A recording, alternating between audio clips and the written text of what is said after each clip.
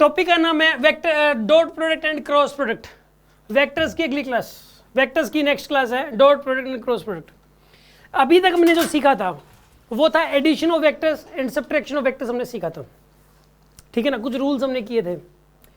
अभी है dot product and cross product. सुनो, आप दो वेक्टर्स दे रखे हैं, मान लो उन दोनों वेक्टर्स की मल्टीप्लाई नहीं की जा सकती, ना ही उनको डिवाइड कर सकते हम लोग।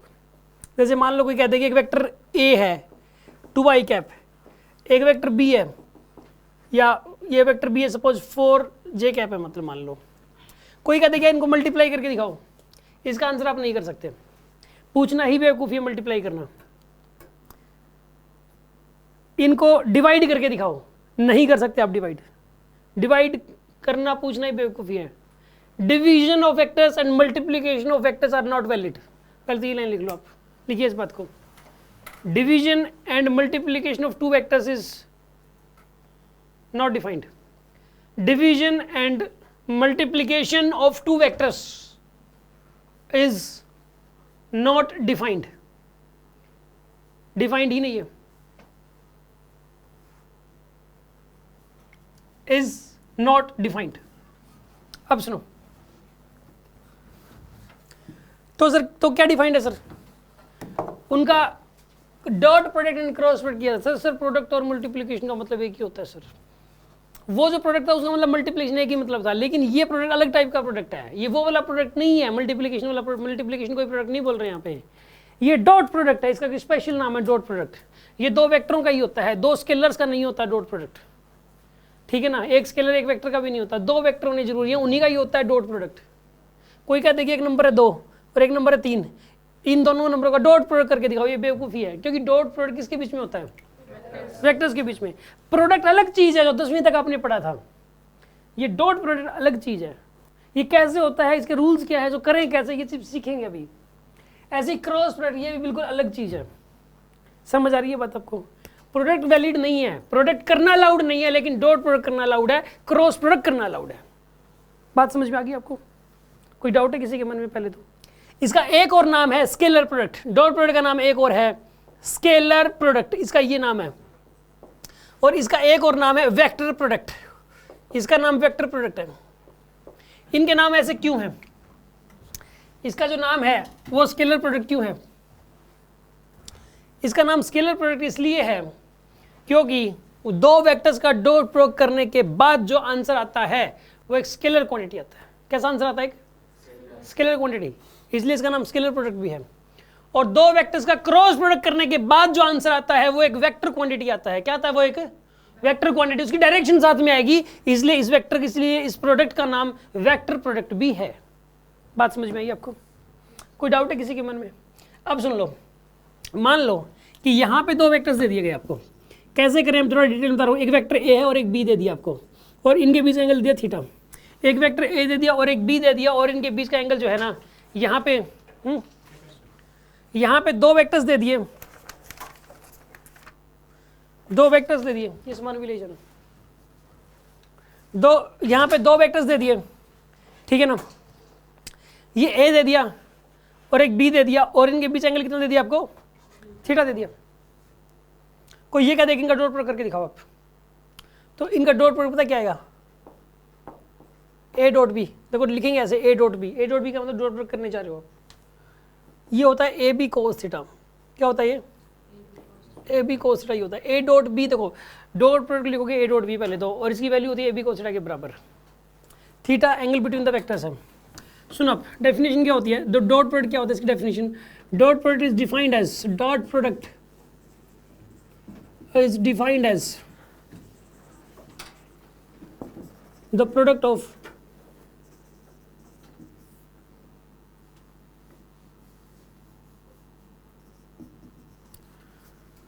magnitude of vectors, magnitude of two vectors and cosine of angle between them, and cosine of angle between them। ये इसकी डेफिनेशन है। A dot B A B cos theta ही होता है, ये बात याद करनी है आपको। डेफिनेशन एक, डिफाइंड वर्ड लग गया इसमें, डेफिनेशन एक। और सुन लो, ए क्रॉस बी क्या होता है, देखो ए, देखो क्रॉस प्रोडक्ट को ऐसे डिनोट करते हैं, ए क्रॉस बी ऐसे डिनोट करते हैं क्रॉस प्रोडक्ट को, ए क्रॉस बी, और ये होता है A B sine theta N cap. ये एन कैप क्या भी बताऊंगा मैं आपको, A B sine theta N cap है। लिख लो, cross product is defined as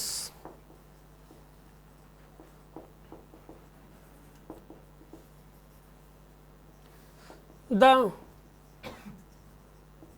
product of magnitude of vectors of two vectors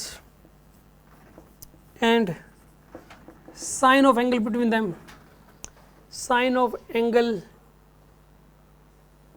between them, ठीक है। it also have direction, बस ये लिख लो साथ में, it also have direction। देखिए आप ध्यान से सुना, आप देखो पहले तो ना ये फॉर्मूला याद करो यार, ए डॉट भी होता है A B cos theta, A cross भी होता है A B sine theta N cap. ये जो दोनों फॉर्मूले हैं ना, ये अच्छा एक बात बताओ, 2 × 2 कितना होता है? आपने 2 × 2 4 बताते वक्त सोचा आपने कुछ पहले, दिमाग लगाया, दिमाग पे जोर लगा नहीं ना, क्योंकि आपके लिए नॉर्मल बात है 2 × 2 4 होता है।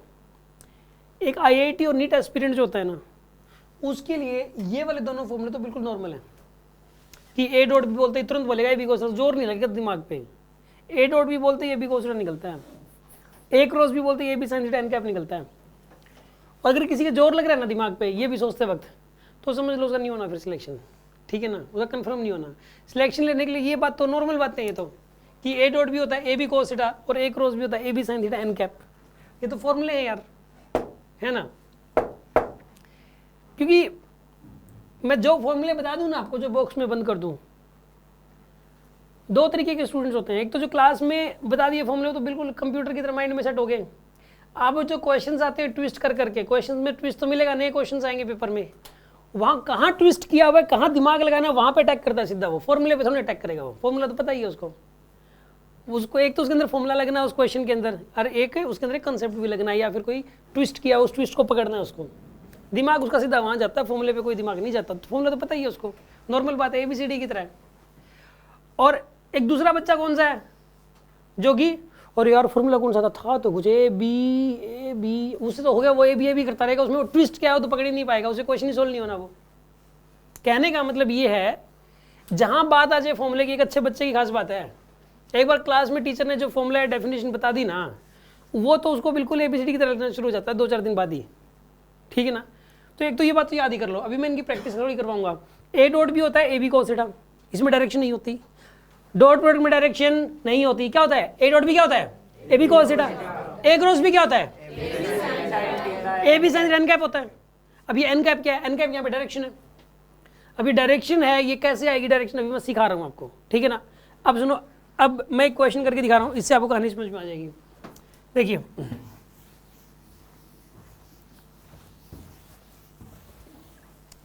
सुना, ए की वैल्यू मान लो 10, बी की वैल्यू मान लो 20 और एंगल एन के बीच का 60 डिग्री, ठीक है ना। अगर कोई ये कह दे ए डॉट बी बताओ और ए क्रॉस बी भी बताओ, ए डॉट बी क्या हो जाएगा बताइए? ए की वैल्यू 10 है, बी की वैल्यू कितनी है? 20, cos 60 कितना हो जाएगा? 1/2। कितना आंसर आएगा? 100 आएगा यार, सोल्व कर लो, 100 आएगा। और इसमें कोई डायरेक्शन तो आएगी नहीं, कोई डायरेक्शन नहीं आती इसमें। ए क्रॉस बी क्या होता था ये? N cap. ए की वैल्यू 10, बी की वैल्यू 20, साइन 60 एन कैप। तो ये सोल्व करो, कितना हो जाएगा यहाँ पे? साइन 60 कितना होता है? N cap. क्या आंसर आएगा इसका? एन कैप, ये आंसर आएगा 100√3 एन कैप आएगा। अरे बात समझ में आ रही कि नहीं आ रही आपको?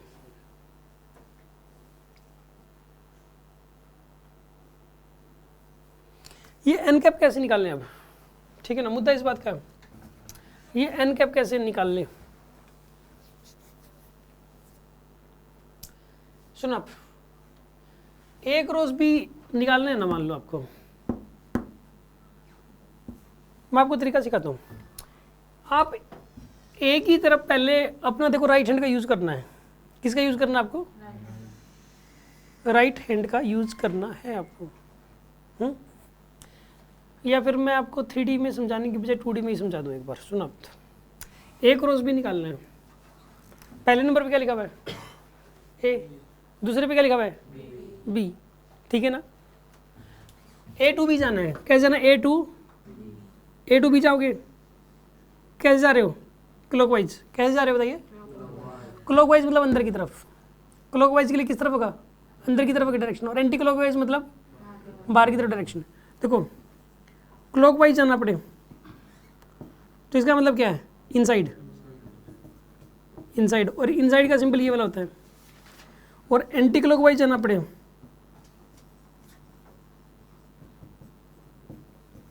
तो इसका मतलब है आउटसाइड। बस ये याद रख लो यार, 99% तो मामला इसी से खत्म हो जाएगा, क्योंकि 2D के ही क्वेश्चन आते हैं ज़्यादातर। 2D में डायरेक्शन निकालनी पड़ेगी। 3D वाला केस आएगा उस टाइम मैं 3D समझाऊंगा। पहले आप 2D का केस समझ लो। 2D का मतलब होता है बोर्ड के प्लेन में ही। देखो सुना, आप एक बात बताओ, इसमें A क्रॉस B निकालना है। पहले A क्रॉस B, तो A से B जाओगे।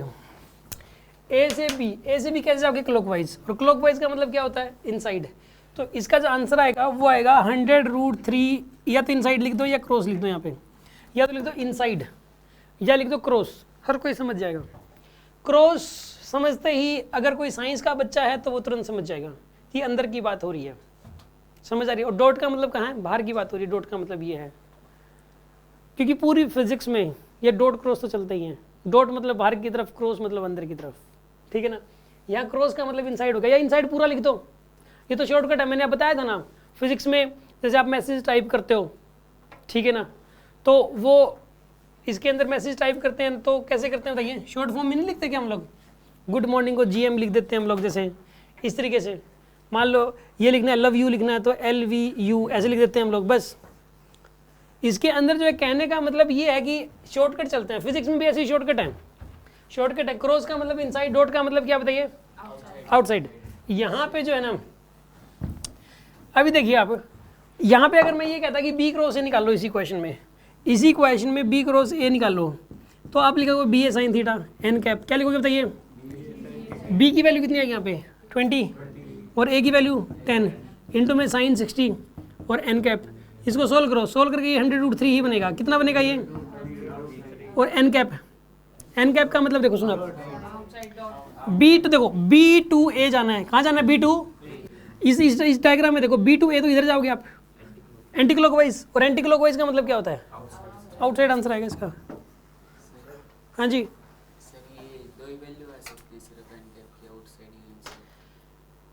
इसका क्वेश्चन ये है कि सर क्या एन कैप की वैल्यू 2 ही आ सकती हैं, इनसाइड और आउटसाइड? बस सुनो, ये जितने क्वेश्चंस 2D में होंगे, 2D का मतलब बोर्ड के प्लेन में। देखो ये वेक्टर ड्रॉ कर रखे हैं, इस बोर्ड पे मैं ड्रॉ करना चाह रहा हूँ मैं वेक्टर।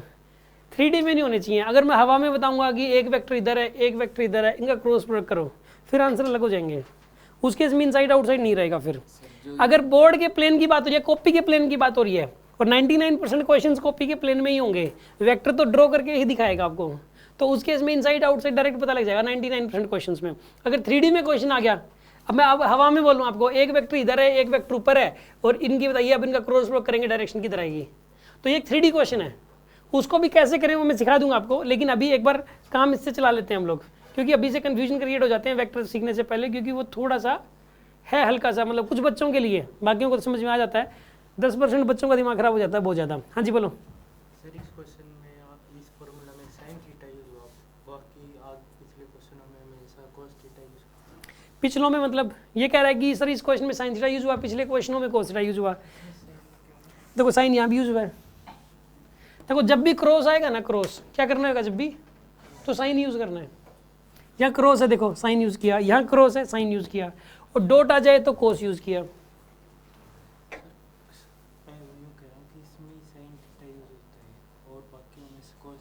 बाकियों में मतलब बाकियों में और फॉर्मूला पिछले जितने भी जिनमें cos थीटा यूज हुआ। आप कह रहे हो कि बाकी जितने फॉर्मूले, कौन से फॉर्मूला? फॉर एग्जांपल एक भी फॉर्मूला बताओ, कौन से फॉर्मूले यूज होता है? उसमें भी cos थीटा यूज हुआ। ठीक है, और बस इसी में एक sin थीटा हुआ। ओके। सुनो आप, ये क्या कह रहा है कि सर आपने ना दो वेक्टर्स का, अगर इन दोनों वेक्टर का रिजल्टेंट निकालने हैं तो उसमें फॉर्मूला था A square plus B square plus 2ab cos theta लगा था उसमें, और पूरे कंट्रूट भी था, तो उसमें तो कोस थीटा लगा सर।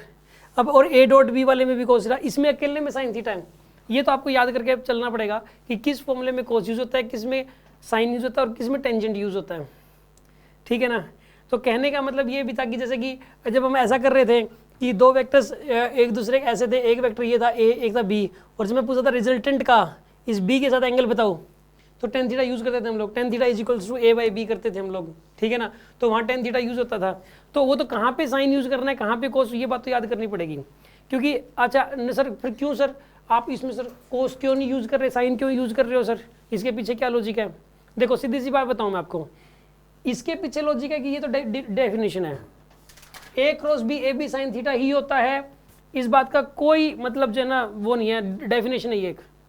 इसका फिजिकल परसेप्शन हल्का फुल्का मिलेगा, लेकिन आगे मिलेगा हल्का फुल्का, अभी नहीं मिलेगा, ठीक है ना। अभी यहाँ वेक्टर्स के एंड तक समझ में आ जाएगा, आगे का मतलब ये है कि वेक्टर डॉट एंड क्रॉस की जो अगली क्लास होगी या उससे अगली क्लास में समझ में आ जाएगा, ये वाला हल्का सा समझ में आएगा, लेकिन अभी फिलहाल याद करना पड़ेगा।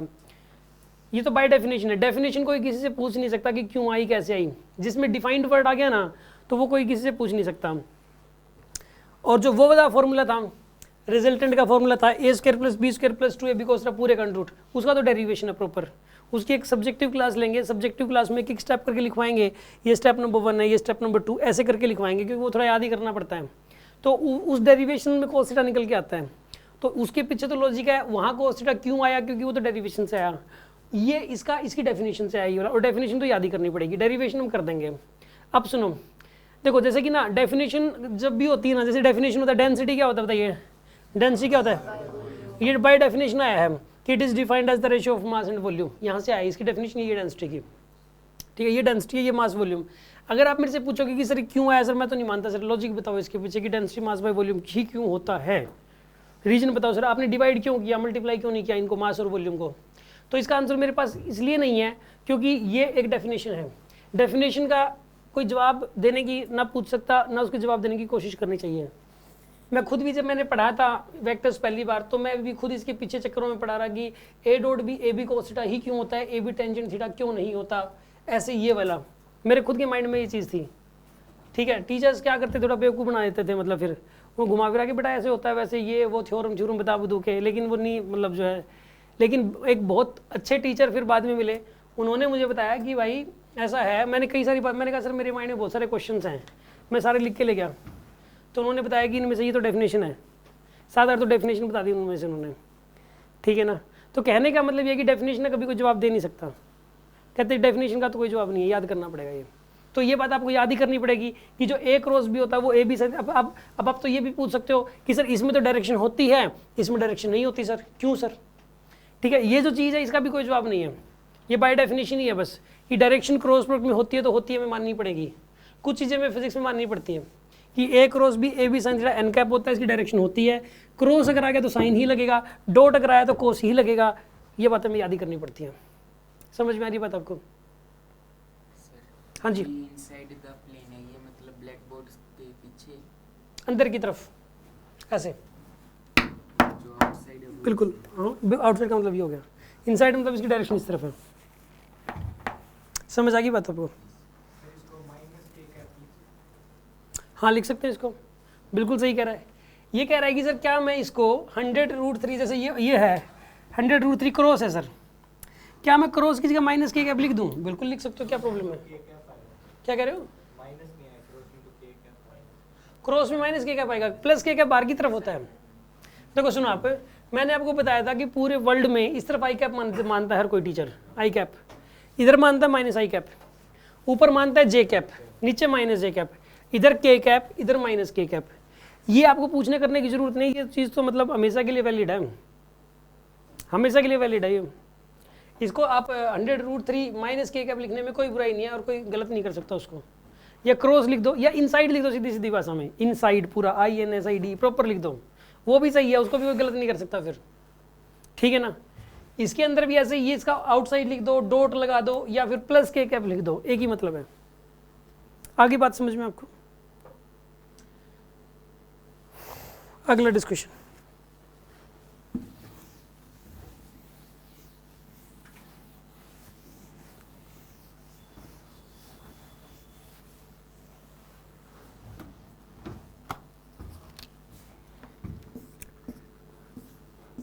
एक वेक्टर ए है 2, एक वेक्टर बी है 6, एंगल है 30 डिग्री। अब इसके अंदर आपको चार्जेस निकालनी है, ए डॉट बी की वैल्यू, बी डॉट ए की वैल्यू, ए क्रॉस बी की वैल्यू और बी क्रॉस ए की वैल्यू। करिए आप।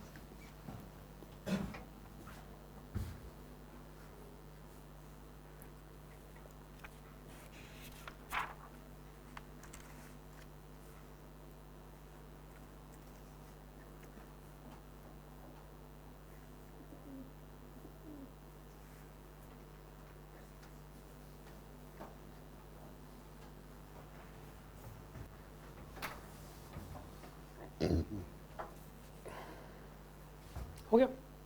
सुनो, ए डॉट बी क्या होता था ये, ए बी कॉन्स्टेंट हो जाएगा तो कोई डायरेक्शन आएगी नहीं। ए की वैल्यू 2, बी की वैल्यू 6 cos 30, यहाँ पे अगर 12 इंटू cos 30 होता है √3/2, कितना आंसर आएगा इसका 6√3। बी डॉट ए मतलब बी ए cos थीटा, बी की वैल्यू 6, ए की वैल्यू 2 इंटू cos 30, कितना आंसर आएगा इसका, ये भी 6√3 आएगा। ए क्रॉस बी क्या हो जाएगा, A B sine theta N cap. N cap मतलब डायरेक्शन है यार, कोई भी डायरेक्शन हो सकती है, अभी निकालनी है। एक बार थोड़ी देर के लिए एन कैप मान लिया, ठीक है, जैसे एक्स नहीं मान लेते, एक बार एक्स मान लेते हैं, इसकी वैल्यू निकाल लेंगे। ऐसे ही हमने डायरेक्शन एक बार एन कैप मान लिया, निकाल देंगे अभी, ठीक है। एन कैप में आंसर नहीं छोड़ सकते आप इसको, एन कैप की वैल्यू तो लिखनी पड़ेगी ना। अब ए बी साइन थीटा, ए की वैल्यू है 2, बी की वैल्यू 6, साइन 30 एन कैप होता है, साइन 30 इंटू एन कैप, कितना आंसर आएगा इसका 6। देखो ए से बी जाना आपको, ए से बी इधर जाओगे क्लॉकवाइज, क्लॉकवाइज का मतलब क्या होता है, क्रॉस हो जाएगा, क्रॉस, ये लिख दो कैप 6 और क्रॉस, या -6 की कैप लिख दो, एक ही मतलब है, -6 की कैप भी लिख सकते हो। यहाँ बताओ बी क्रॉस है, हाँ जी, B A sine theta N cap, answer क्या आएगा 6 ही आएगा, डॉट आएगा। अब सुनो, ये जो क्वेश्चन था इससे आपके माइंड में क्या क्या देखो बैठ गया। पहली बात तो ये माइंड में बैठाना जरूरी था कि ए डॉट भी होता है ए बी cos थीटा, इसमें डायरेक्शन नहीं होती, कोस लगेगा। ए क्रॉस भी होता है A B sine theta N cap, इसमें डायरेक्शन होती है एन कैप लगेगा, ठीक है ना, डायरेक्शन आपके दिमाग में बैठ गई। अब एक नई बात और क्या दिमाग में बैठी, सुनो आप, याद रखिए यार कि जो ए डॉट बी होता है और चाहे बी डॉट ए निकाल लो, हमेशा बराबर होते हैं, चाहे कुछ भी हो जाए। ए डॉट बी की वैल्यू जो आ रही है वही बी डॉट ए की वैल्यू आ रही है, ये सेम होते हैं, चाहे ए डॉट बी निकाल लो चाहे बी डॉट ए निकाल लो, इससे कोई फर्क नहीं पड़ता। लेकिन ए क्रॉस बी और बी क्रॉस ए में फर्क पड़ता है, डायरेक्शन का फर्क पड़ता है। इसलिए कभी भी ए क्रॉस बी हमेशा not equal to B cross A होता है due to direction, due to direction है sir. A cross B is not equal to B cross A होता है। A cross B is not equal to B cross A. हाँ, लेकिन आप ऐसा लिख सकते हो कि A cross B equal to minus B cross A, ऐसा लिखना अलाउड है, क्योंकि माइनस साइन का मतलब पता है क्या, डायरेक्शन बदल गई। मतलब बी क्रॉस ए की डायरेक्शन बदल दो फिर बराबर हो जाएंगे, माइनस साइन लगते ही यानी उसकी डायरेक्शन बदलनी है आपको, उल्टी करनी है, जैसी है उसकी जस्ट अपोजिट करनी है, फिर ये दोनों बराबर हो जाएंगे। ठीक है ना, ये तीनों रूल्स आप याद रखिए आप, ये तीनों रूल्स कि A cross B not equal to B cross A होता है, लेकिन A cross B equal to minus B cross A आप ऐसा लिख सकते हो, ऐसा लिखना अलाउड है। समझ में आ गई होगी बात आपको? कोई शक है किसी को इस बात में?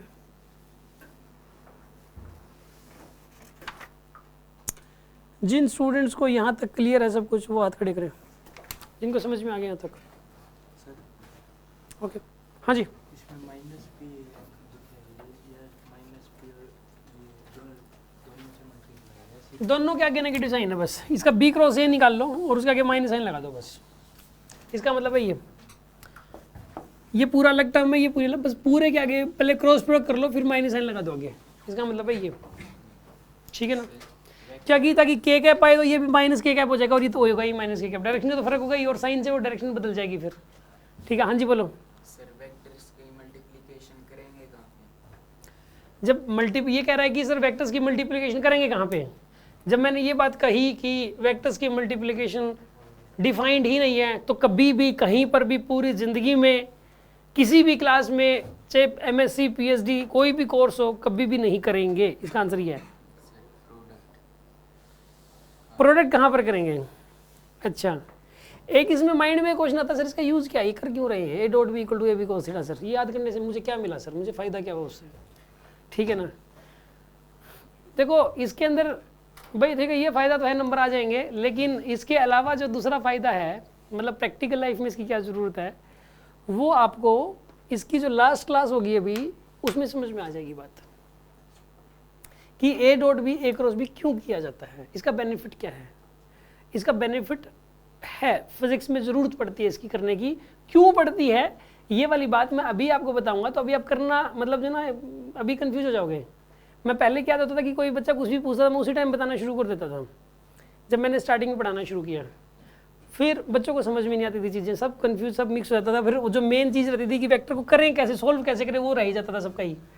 ठीक है, एक बार हम पहले ये सीख लें कि करें कैसे, कॉन्फिडेंस आ जाए, एक बार उसका प्रोसेस पता लग जाए, उसका रीजन फिर थोड़ा कम भी समझ में आएगा तो भी कोई दिक्कत नहीं है, क्योंकि क्वेश्चन तो सोल्व हो ही रहे हैं, लेकिन आपको पूरा समझ में आएगा। उस टाइम तक माइंड थोड़ा एक्सपेंड हो चुका होता है तो ज़्यादा समझ में आता है। एक बार करना तो सीख लें इसको, एक बार जो करते हैं फिर इसकी प्रैक्टिकल एप्लीकेशन बताऊंगा मैं आपको। आप मेरे से पूरी फिजिक्स में किसी की भी प्रैक्टिकल एप्लीकेशन वैसे पूछ सकते हो, किसी की भी, कि सर ये काम किया क्यों किया सर, प्रैक्टिकल लाइफ में कहाँ जरूरत पड़ी, साइंटिस्ट लोगों को ऐसी क्या जरूरत थी, इसको डिफाइन ही क्यों किया उन्होंने। ठीक है, अब सुनो, हाँ जी इसका एग्जाम्पल दूँ, एक बार बताऊँ, ये वाला क्वेश्चन था, इसका आंसर क्या है बताओ, ए क्रॉस बी का 6 माइनस के क्या पाया, और इसका आंसर क्या आया। अब देखो -6 के कैप को 6 के कैप से इक्वेट तो नहीं कर सकते, मतलब ए क्रॉस बी को बी क्रॉस ए से इक्वेट तो ये बराबर तो नहीं है, लेकिन इसके आगे माइनस साइन लगा दो, अब बराबर हो गए। समझ में आया आपको, इसलिए हम माइनस साइन लगाया है। अब ठीक है ना, ये कोई डाउट है किसी के मन में और? हाँ जी,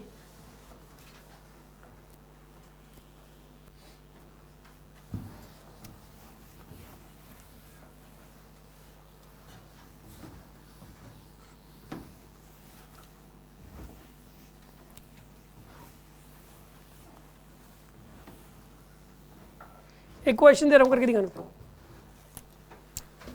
आई कैप डॉट आई कैप की वैल्यू बताओ क्या हो जाएगी। आई कैप डॉट आई कैप इसकी वैल्यू बतानी है।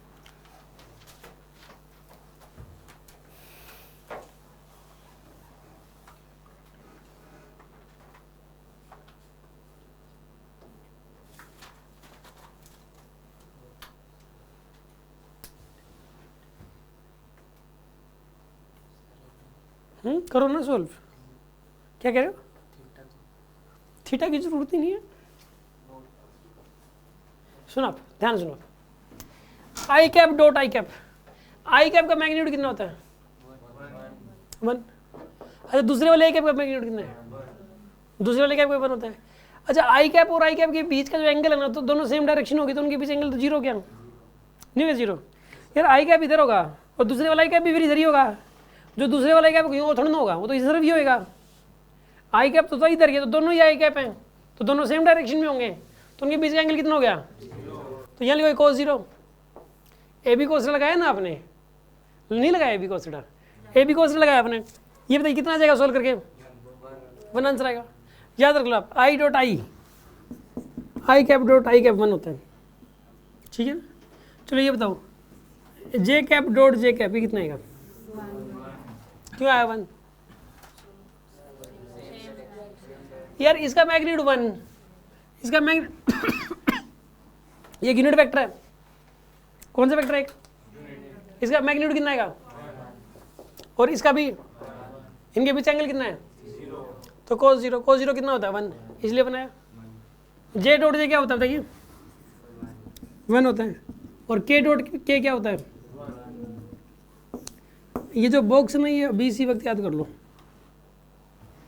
आई डॉट आई 1 होता है, जे डॉट जे ये भी 1 होता है, और के डॉट के ये भी क्या होता है? 1 होता है। वो करके दिखाऊंगा ना, अभी करूंगा, चिंता ना करो, एक बार समझो। तो डायरेक्शन को मल्टीप्लाई करते हैं, प्रोडक्ट करते हैं ना डायरेक्शन। डायरेक्शंस का डॉट प्रोडक्ट तो किया ही जा सकता है, डायरेक्शंस को मल्टीप्लाई नहीं किया जा सकता डायरेक्शंस, क्योंकि डायरेक्शंस का मतलब वेक्टर ही हो गया यार। वो आई कैप एक वेक्टर ही तो है जिसका मैग्नीट्यूड 1 है। आई कैप डायरेक्शन नहीं है, आई कैप डायरेक्शन तो है ही, लेकिन आई कैप को ना आप एक वेक्टर भी बोल सकते हो। मैं आपको ये बोलूँगी एक वेक्टर लिखो, आपने लिख दिया सिर्फ आई कैप, तो वो भी एक वेक्टर है। आई कैप एक डायरेक्शन भी है क्योंकि इसका मैग्नीट्यूड 1 है, और आई कैप एक वेक्टर भी है। अब सुनो, चलो ये 3 आई कैप एक वेक्टर है, 2 आई कैप क्या है? ये भी एक वेक्टर है। इनका डिफरेंस लोगे तो एक वेक्टर ही आएगा। 3 आई कैप माइनस 2 आई कैप, इनका डिफरेंस लो कितना आया? आई कैप, ये भी तो एक वेक्टर ही आया। तो आई कैप को एक वेक्टर बोल सकते हो आप। तो ये भी एक वेक्टर है, ये भी एक वेक्टर है, तो इन दोनों वेक्टरों का डॉट प्रोडक्ट पहली बार तो किया जा सकता है। कहीं आप सोचो कि सर आई डॉट आई तो करना अलाउड ही नहीं होगा, कर सकते हैं, क्योंकि आई कैप एक वेक्टर है, दूसरा भी एक वेक्टर है, और दोनों वेक्टरों का डॉट प्रोडक्ट करना अलाउड होता है। तो हमने इसका मैग्नीट्यूड लिखा 1, दूसरे का मैग्नीट्यूड लिखा 1, इनके बीच का एंगल लिखा 0, तो cos 0 1 हो गया। किसी के मन में कोई डाउट? सुनो, अगला डिस्कशन करते हैं। डॉट प्रोडक्ट तो इसके लिए होता है ना? किसके लिए होता है?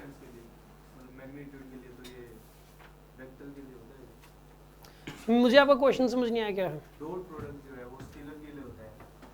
पहली बात तो ये किसने कहा कि डॉट प्रोडक्ट स्केलर के लिए होता है? डॉट प्रोडक्ट तो होता ही वेक्टर्स के लिए, स्केलर के लिए तो डिफाइंड ही नहीं है। शुरू में ये बात बताएगी कि dot product and cross product are valid only for the vector quantities.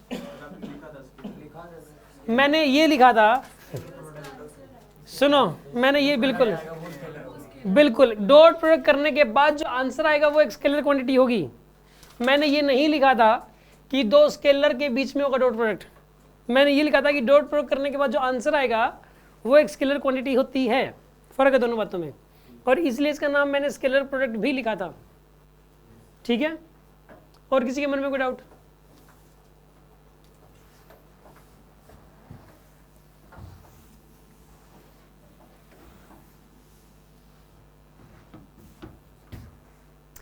Physics के अंदर कुछ चीज़ें तो याद करनी पड़ेंगी, देखो, ठीक है ना। अब वो याद कर ली तो फिर बहुत सारा काम सोचने वाला करना पड़ेगा। जो बच्चा घर जाके इसको सोचता है उसकी फिजिक्स उसकी स्ट्रॉन्ग होगी। फिजिक्स कभी बैठ के पढ़ने से नहीं आएगी, मैं आपको बताऊं बात, ठीक है ना। फिजिक्स अगर कोई बच्चा सोचता है मैं बैठ के पढ़ाई कर लूँ फिजिक्स की फिर मुझे फिजिक्स आ जाएगी, कभी भी नहीं आएगी। फिजिक्स कैसे आएगी कि आपने उसको पढ़ लिया, वो पढ़ते पढ़ते तो कभी समझ में आती ही नहीं फिजिक्स। उसको बंद करके बाद में सोचोगे ना, हाँ यार ऐसे कैसे हुआ था, हाँ ये था, ऐसे करके, उससे आती है फिजिक्स, एनालिसिस से आती है फिजिक्स। तो अगर किसी की एनालाइजिंग पावर नहीं है तो उसको फिजिक्स कभी भी नहीं आ सकती। उसमें सोचना पड़ता है, थोड़ा दिमाग लगाना पड़ता है। ऐसा पूरे आगे भी आएगा, अगर आगे कुछ ज़्यादा ही होगा। ये तो अभी मतलब अभी तो ये फिजिक्स चल ही नहीं रही, रियलिटी बताऊँ तो वेक्टर चल रहा है। वेक्टर्स तो मैथ्स का टॉपिक है, तो इसमें कुछ ज़्यादा दिमाग ही नहीं लगाना आपको, इसमें तो चीज़ें माननी है बस। लेकिन आगे क्या आएगा, सोचना पड़ेगा थोड़ा सा। तो जिसने ज़्यादा दिमाग लगा लिया, जिसने सोच लिया, उसको तो फिजिक्स में कोई पछाड़ नहीं सकता। उसके तीनों सब्जेक्टों में सबसे स्ट्रॉन्ग सब्जेक्ट फिजिक्स होगा।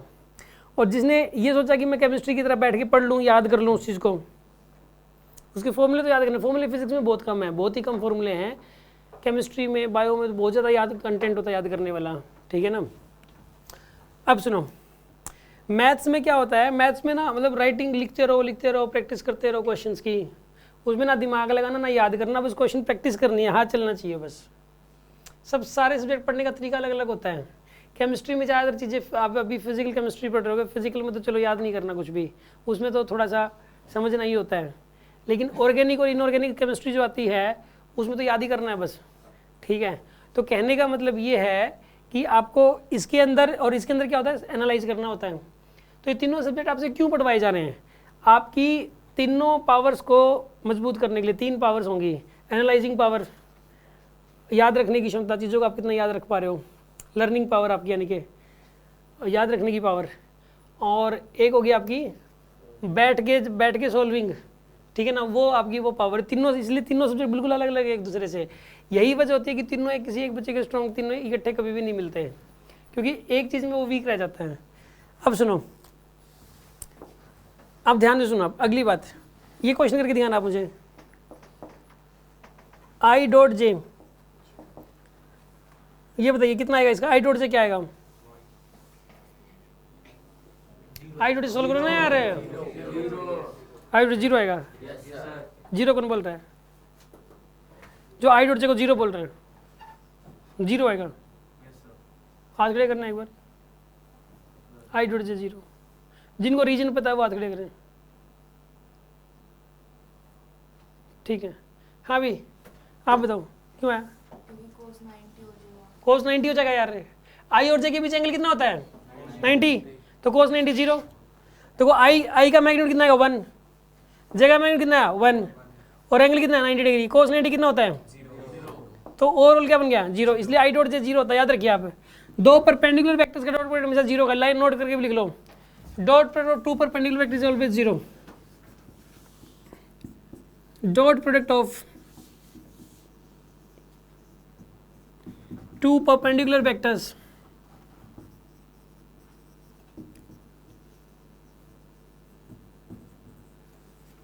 is always 0।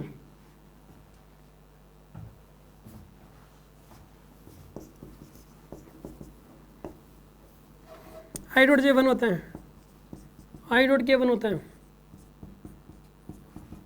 जे डॉट के 1 होता है, जे डॉट आई 1 होता है। सॉरी मैंने क्या लिख दिया यार, ये सारे 0 होते हैं। आई dot J, J dot I, I dot के लिख दिया, के डॉट आई लिख दो, ये भी 0, जे डॉट के एक लिख दो, के डॉट जे। देखो 2 टेबल तो ये बन गई, मैं 2 टेबल्स और बनाऊंगा, 4 टेबल हो जाएंगे। पहले ना ये मिक्स मत कर देते ना इन टेबल्स को, इन टेबल्स को बच्चे मिक्स कर देते हैं, तो पहले ना इन दोनों को याद कर लो अच्छे से, और इसमें कोई वजह है आपको नहीं समझ आया तो पूछ लो। लेकिन मैं बोलूँ ना आई डॉट इतना बोलोगे 1, मतलब टाइम नहीं लगना चाहिए। आई डॉट आई 1 होता है, जे डॉट जे 1 होता है, और ये ना, और ये टेबल जो मैं बनाऊंगा ना, ये इतनी फ्रिक्वेंटली यूज होने वाली है, इतनी फ्रिक्वेंटली यूज होने वाली है, ये टेबल याद नहीं तो फिर क्वेश्चंस ही नहीं होंगे, टाइम लग जाएगा। ये तो बिल्कुल टिप्स पे होना जरूरी है। 4 टेबल बनाऊंगा, 2 तो होगी अभी।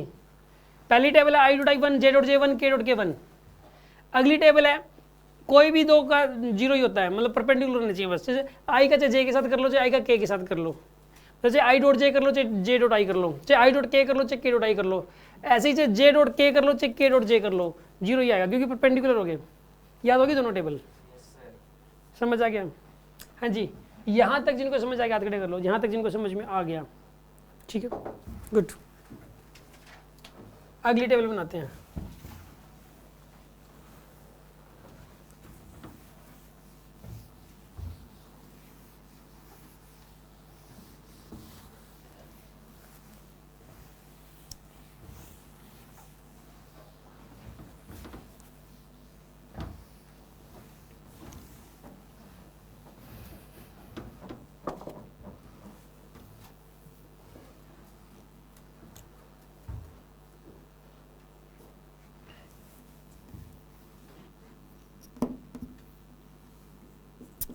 आई क्रॉस आई, की वैल्यू बताओ, आई कैप क्रॉस आई कैप।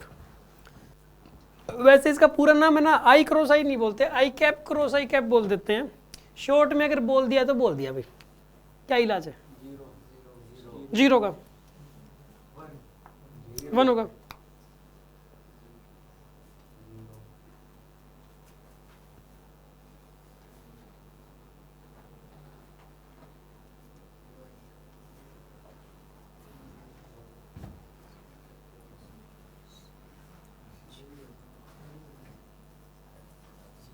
जीरो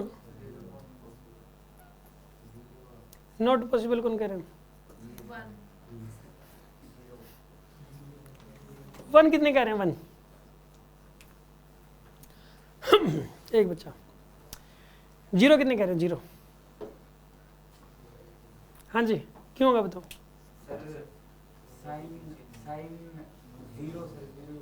बिल्कुल। सुनो इसका मैग्नीट्यूड 1, इसका मैग्नीट्यूड 1, इनके बीच एंगल कितना होगा? अगर एंगल जीरो है तो sine zero, sine zero zero, तो आंसर क्या आएगा? जीरो आएगा। आई क्रॉस आई जीरो था यार, आई डॉट आई 1 था, आई डॉट आई 1 था, आई क्रॉस आई जीरो होगा, याद रखिए आप। आई डॉट आई क्या था? 1, आई क्रॉस आई क्या होगा? जीरो। ठीक है, लिख लो, आई क्रॉस आई जीरो होता है, जे क्रॉस जे भी इसी तरीके से जीरो हो जाएगा, और के क्रॉस के भी जीरो हो जाएगा। एक ही टेबल याद कर लो आप।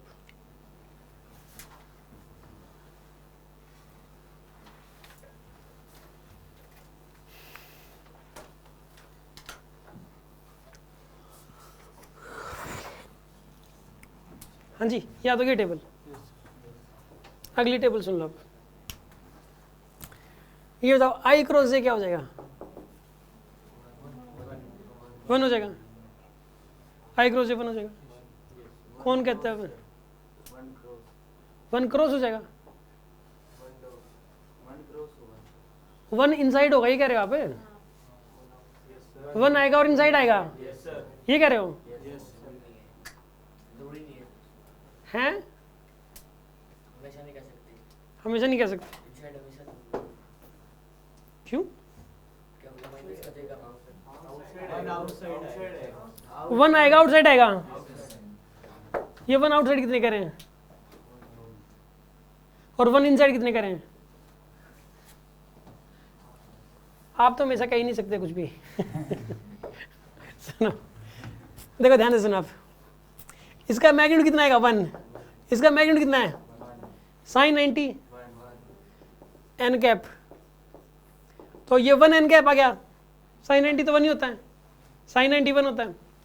अब एन कैप किधर होगा? सुनो आप, ये देखो, आप जब भी ड्रॉ करते हो तो आई कैप को इधर ड्रॉ करते हो, सॉरी जे कैप को हमेशा इधर ड्रॉ करते हो, और आई कैप को हमेशा ही इधर, और के कैप को हमेशा ही बाहर की तरफ। के कैप हमेशा बाहर की तरफ होता है कि नहीं होता? ठीक है। अब सुनो, आई क्रॉस जे करो, आई से जे किस तरफ जा रहे हो आप? Anti clockwise. हमेशा एंटी क्लॉकवाइज जाएंगे यार। एंटी क्लॉकवाइज में तो बाहर की तरफ ही आएगा। समझ आ रही है बात आपको? कोई डाउट हो तो बताओ इस बात को।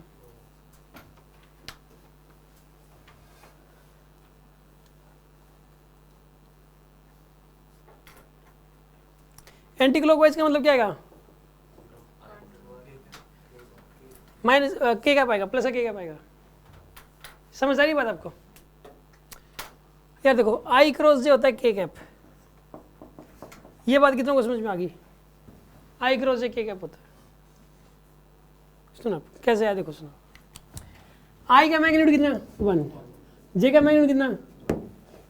इसको छोड़ो आप। साइन 90, साइन 90 होता है 1, तो 1 एन कैप। ये बात समझ आती है? 1 एन कैप। एन कैप कितना आएगा? एन कैप सुनो आप, आई कैप तो हमेशा इधर होता है। जब भी ड्रॉ करते हैं ऊपर थोड़ा ड्रॉ करेंगे, हमेशा इधर ही ड्रॉ करेंगे। कोई देखा है आपने आई कैप और कहीं ड्रॉ करते हुए? पूरी दुनिया में किसी भी स्कूल, कॉलेज, यूनिवर्सिटी में कोई भी टीचर, लेक्चरर, प्रोफेसर आई कैप हमेशा इधर ही बनाएगा, कुछ भी हो जाए। चाहे आई कैप हमेशा इधर बनाएगा, जे कैप हमेशा ऊपर बनाएगा, वो चाहे कुछ भी हो जाए। ठीक है, ये तो बिल्कुल, ये फिजिक्स के रूल है, पूरी दुनिया में एक जैसे हैं हर देश के अंदर। आई कैप हर किताब के अंदर, आई कैप इधर जे कैप इधर। तब एक बात बताओ, अब करना क्या आपको, आई क्रॉस जे करना है। तो आई से जे जाओगे, आई से जे जाओगे तो कैसे जाओगे, एंटी क्लॉकवाइज जाओगे ना। आई से जे कैसे जाओगे आप, एंटी क्लॉकवाइज जाओगे। एंटी क्लॉकवाइज जाओगे तो साइन क्या होता है एंटी क्लॉकवाइज के लिए, आउटसाइड होता है। आउटसाइड का मतलब क्या हो जाएगा, आउटसाइड का मतलब क्या है, के कैप। के कैप आउटसाइड का मतलब, ये डॉट लगा दो, या आई क्रॉस जे को के कैप लिख सकते हैं। हाँ जी, ये कितने स्टूडेंट को समझ में आ गया, जिनको समझ में आ गया, ओके गुड। आई क्रॉस जे को के लिख सकते हैं, के कैप लिख सकते हैं हम लोग, ठीक है ना।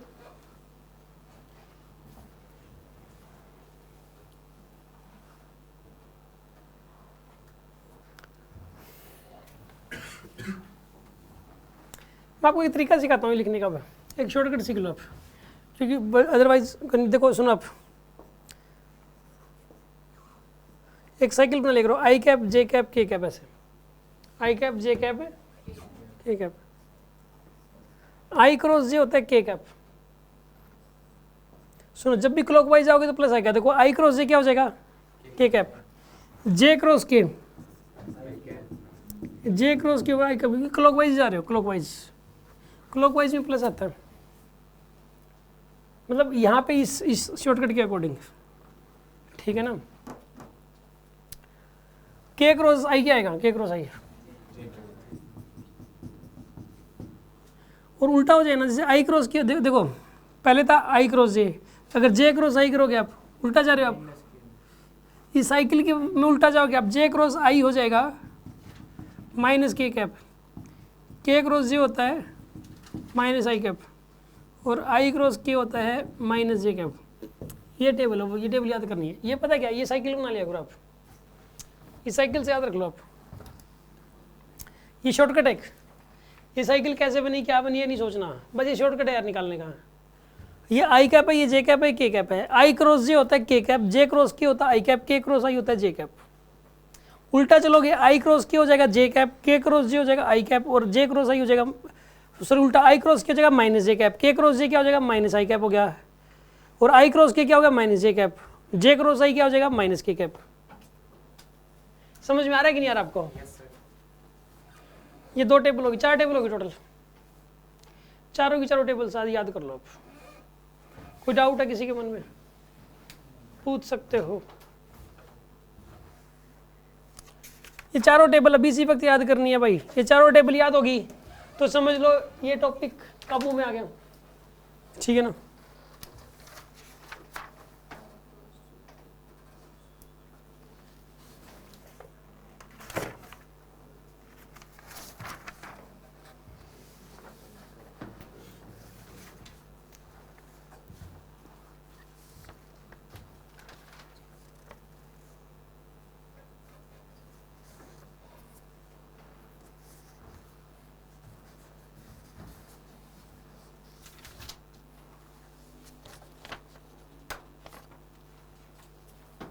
इनसाइड और आउटसाइड में के और के कैप और माइनस के पास होता है, तो ये आई कैप और के कैप पास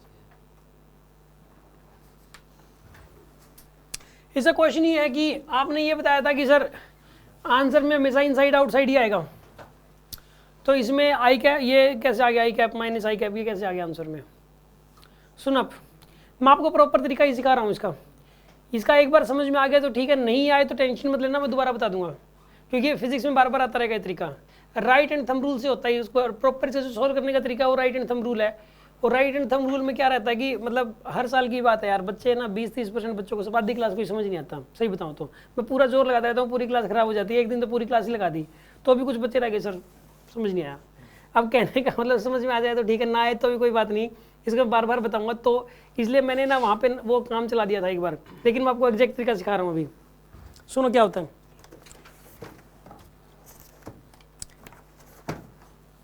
देखो आप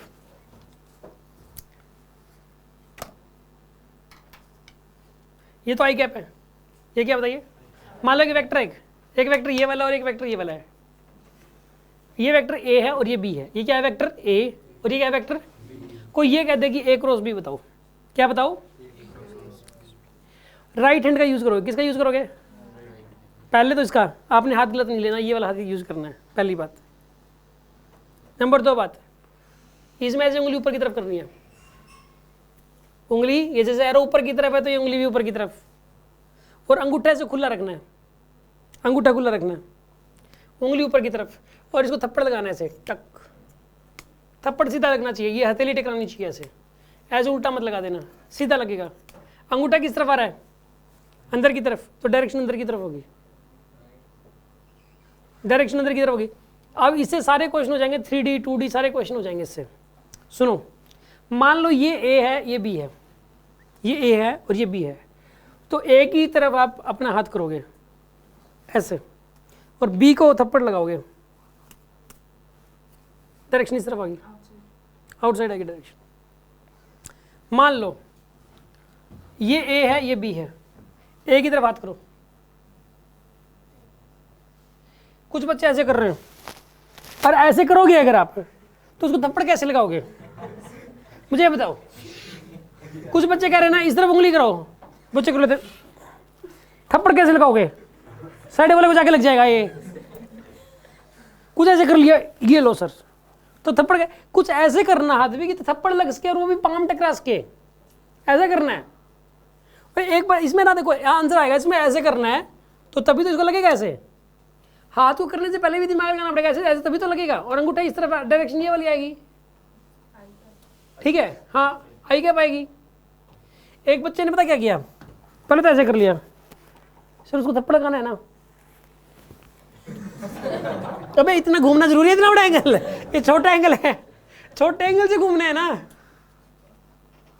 एक बच्चे की मम्मी का फोन आ गया, बोले सर पता नहीं क्या ऐसे हाथ घुमा रहा है, इसके हाथ में दर्द हो रखा है। अब इसमें हाथ में कभी दर्द नहीं होएगा, ध्यान रखना, ये तो मैं तरीका सिखा रहा हूँ। कहते सर इसको दूसरे तरीके से समझा दिया करो, ये हाथ मोड़ने वाले तरीके ना सिखाओ इसको, हाथ मोड़ने वाले तरीकों में सर प्रॉब्लम हो जाती है। आप कल आज हाथ मोड़ रहा है सर, कल को गर्दन मोड़ेगा ये।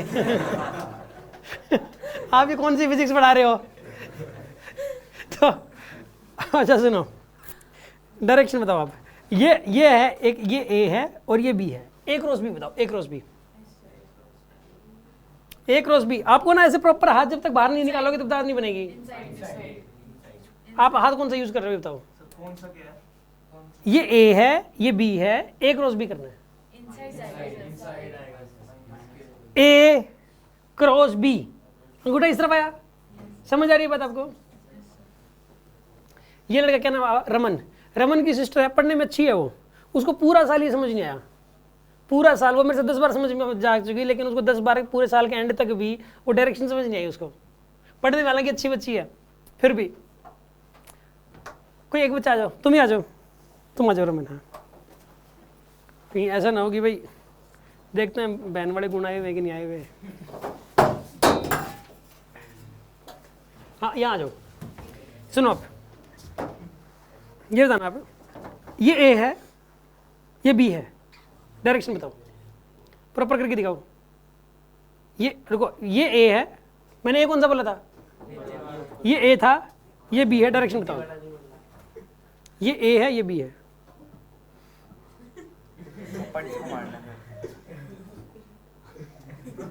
हाँ मारो मारो थप्पड़ मारो, इस तरफ आएगी, सही बात है, इसी तरफ आएगी।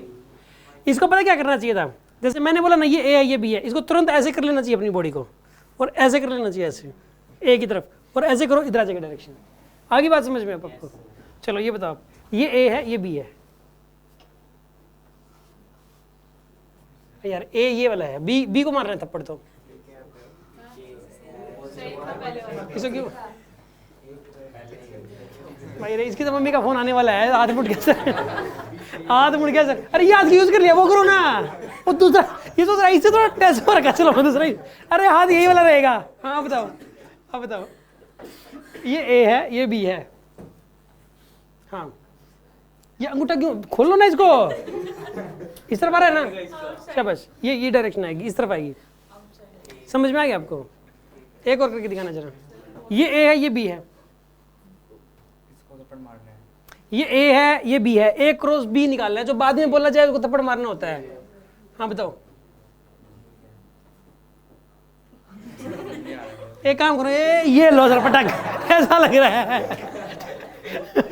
तब बड़ी तो मारना है सर। ये ए की तरफ हाथ करो, बी की तरफ घुमाना है, बताओ।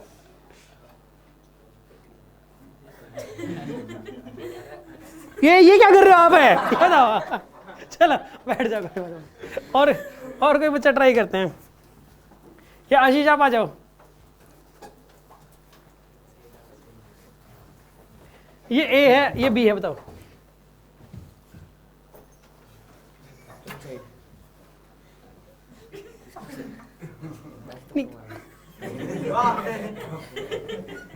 बैठ जाओ, थैंक यू वेरी मच, बहुत बढ़िया। और कौन सा आएगा, कौन बता देगा डायरेक्शन? हर्ष आप आ जाओ। आउटसाइड आएगी सर।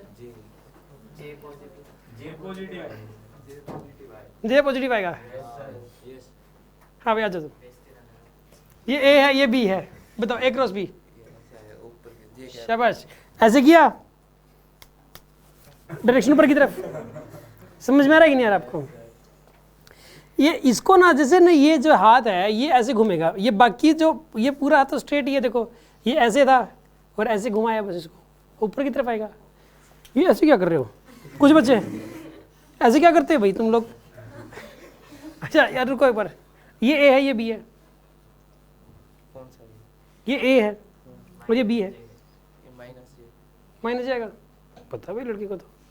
चलो ये बताओ, ये ए है, ये बी है, जे क्या पाएगा ना? शाबाश। ये ए, ये बी, ए क्रॉस बी निकालो। ये ए है, ये बी है,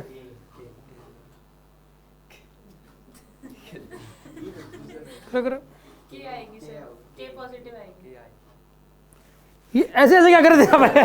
ये क्या कर रहे थे आप? ये मुझे समझ नहीं आई कुछ, तरीका ही ठीक नहीं लगा। हाँ जी बताओ, दोबारा बताओ। हाँ शाबाश, ऐसे ऐसे जाएगा, ऐसे जाएगा हाथ। अरे ठीक है ना, समझ में आ रही बात? और कोई हाथ में दर्द नहीं होने वाला, ठीक है ना? सीधे तरीके से करो यार, नहीं होएगा। बैठ जाओ, शाबाश, हर्ष ने फिर भी ठीक परफॉर्म किया। हाँ जी, तो पता चल जाएगा, पर इनसाइड आउटसाइड कैसे? अब 3D में सब हो जाएगा। देखो आप सुनो, अब डायरेक्शन निकालनी है, मान लो। अब देखो सुनो, मैं ये आई कैप है, ये जे कैप है और ये के कैप है, ये आई कैप है, ये जे कैप है और ये। अब आई क्रॉस जे निकालना है, मान लो आई क्रॉस जे। आयुष तुम आ जाओ।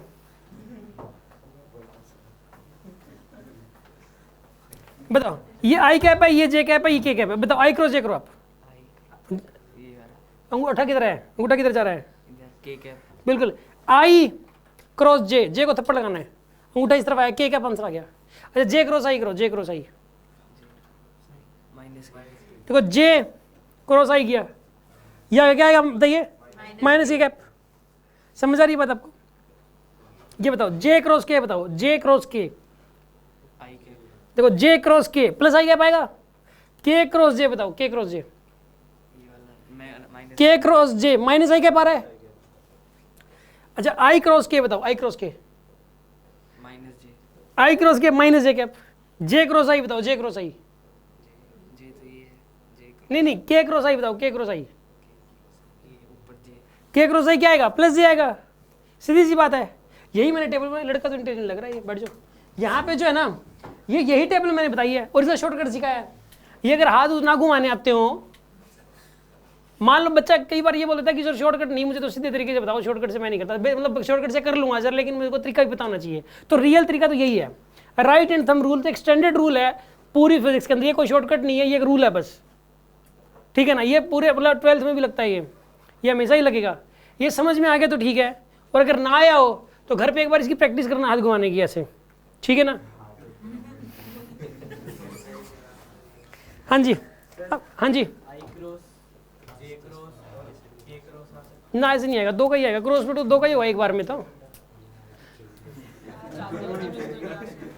ठीक है ना? एक बार दो का होगा, फिर दो का जो रिजल्टेंट है उसका तीसरे के साथ कर सकते हो, ठीक है ना? वो मैं आपको इस टाइप के क्वेश्चन करा दूंगा, लेकिन फिलहाल एक बार चारों टेबल याद होगी आपको? पक्की बात है। ये चारों टेबल एक बार और याद कर दो, 1 मिनट में किसी से कुछ भी पूछ सकता हूँ, 1 मिनट 2 मिनट मिल रही है बस, फिर मैं क्वेश्चन और कराने हैं मुझे इसके।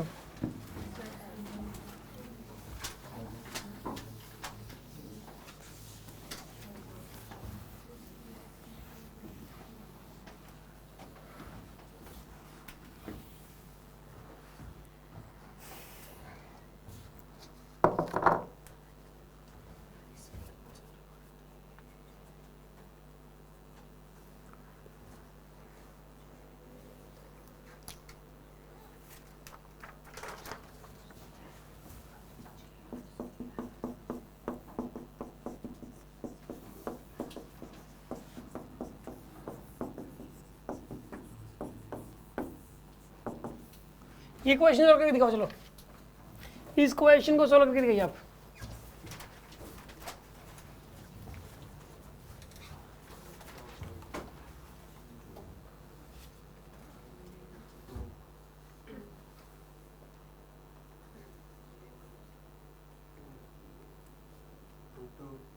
आंसर है 2 आएगा। देखो आई डॉट आई कितना होता है 1, आई dot J, J dot I, J dot J, तो क्या आंसर आया 2 आंसर आएगा।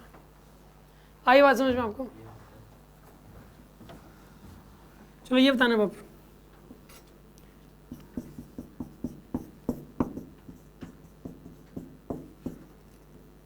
आई कैप क्रॉस जे कैप माइनस में जे कैप क्रॉस के कैप प्लस में के कैप क्रॉस आई कैप माइनस में आई क्रॉस के कैप, इसको चलो करके बताओ क्या बनेगा।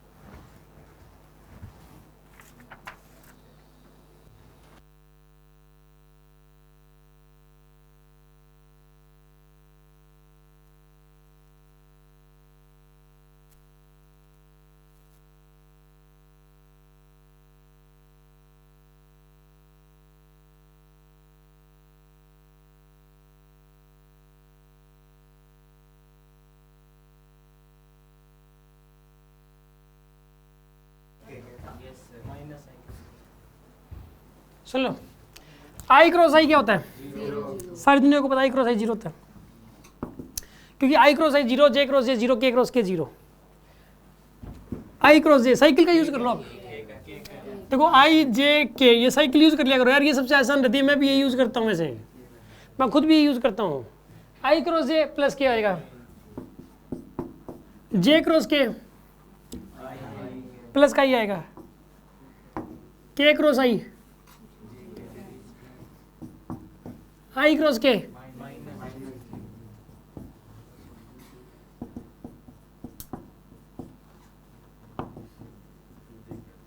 क्या आंसर आएगा इसका? समझ में आ गया होगा आपके? कोई डाउट हो तो बताओ इस बात में। एक क्वेश्चन और करके दिखा देना।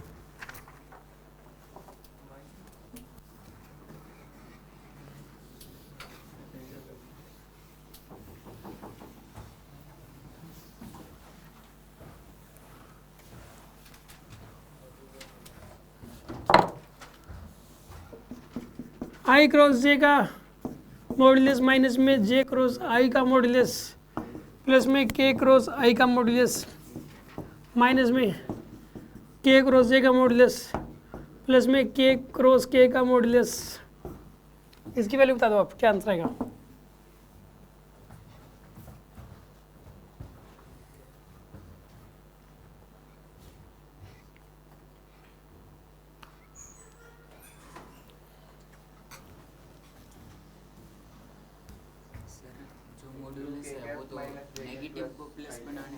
मॉड्यूलस अगर आ गया तो डायरेक्शन भी हट जाएगी और माइनस का प्लस बन जाएगा।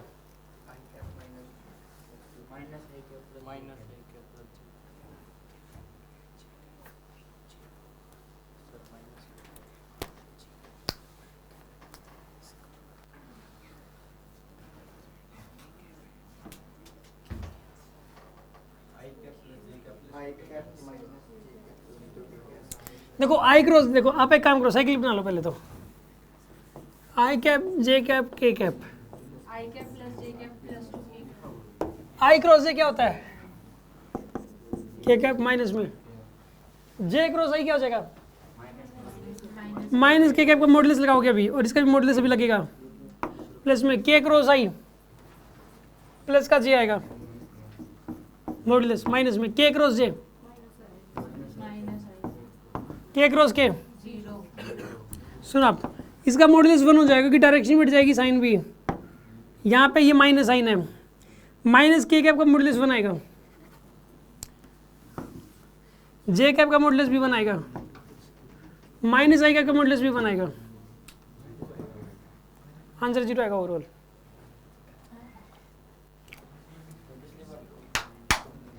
पिछली बार मॉडुलस नहीं था, पिछली बार मॉडुलस नहीं था, एज छोड़ दिया था आपने। मॉडुलस लिखने के बाद देखो सुनो आप, आई कैप का मॉडुलस 1 होता है और माइनस आई कैप का मॉडुलस भी 1 होता है, सॉरी आई कैप का मॉडुलस क्या होता है 1 और माइनस आई कैप का भी 1, जे कैप का मॉडुलस क्या होता है 1, माइनस जे कैप का मॉडुलस क्या होता है, के कैप का मॉडुलस क्या होता है, और के माइनस के कैप का मॉडुलस क्या होता है, उस आधार पे मैंने लिख दिया ये। अरे बात समझ में आई कि नहीं आई, यहाँ तक कितनों को समझ में आ गया, और डायरेक्शन नहीं आई कोई बात नहीं, डायरेक्शन को छोड़ के कितनों को समझ में आ गया, कोई डाउट है, किसी को कुछ पूछना है, सुना ध्यान से, वैक डॉट और क्रॉस की आप चाहते हो कि अगली क्लासेस आपको बहुत अच्छे से समझ में आई, तो उसके लिए पहले ये वाली क्लास स्ट्रॉन्ग करना बहुत जरूरी है। और इस क्लास में अगर आपको दिक्कत है, इसकी जो डीपीपी के इसके ना मतलब क्वेश्चन है 17 क्वेश्चन आज अभी आपको एक डीपीपी अभी मिलेगी, ये वाली डीपीपी आप सोल्व कर लेना, इसको किए बिना मत आना कल, तो ये तो करनी है। और दूसरी बात ये है कि ये दिमाग में बैठ गई तो आगे का डॉट और क्रॉस तो आसान है बहुत, यहीं तक मुश्किल था बस, यही ये बेस था, आगे डॉट और क्रॉस तो आसान है सब कुछ। कल मैं पूछूंगा चारों टेबल्स, वो चारों टेबल याद होनी चाहिए आपको, ठीक है ना, मिलते हैं हम लोग।